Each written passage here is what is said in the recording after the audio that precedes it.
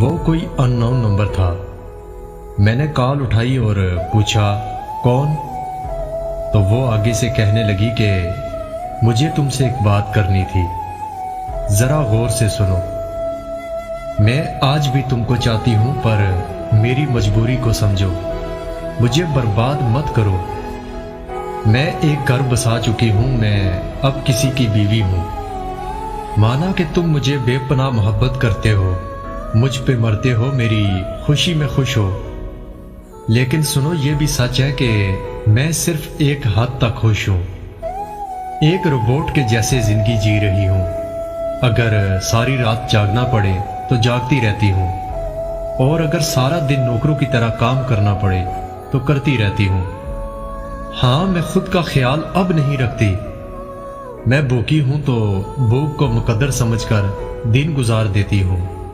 اگر پیاسی ہوں تو ہونٹوں پر زبان پھیر کر تر کر لیتی ہوں، پر آج تک محسوس نہیں ہونے دیا کہ آج بھی میرے دل میں تمہارے لیے بے پناہ چاہت ہے۔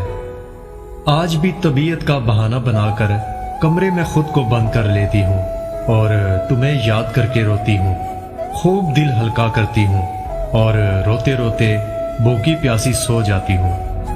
بس ایک بات ہے دل میں جو بوجھ سی بنی رہتی ہے، میں تم کو ہمیشہ خوش دیکھنا چاہتی ہوں۔ سنو، میرے نام کی زندگی کو اب جینا چھوڑ دو، کسی کے بن جاؤ یا کسی کو اپنا بنا لو۔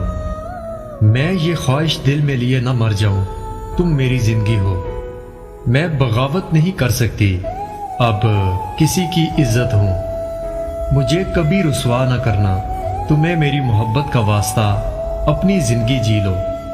میں تمہیں دیکھ کر اپنی زندگی جی لوں گی۔ اور ہاں، مجھ سے بھول ہو گئی، گھر کے نمبر سے تمہیں کال کر بیٹھی ہوں۔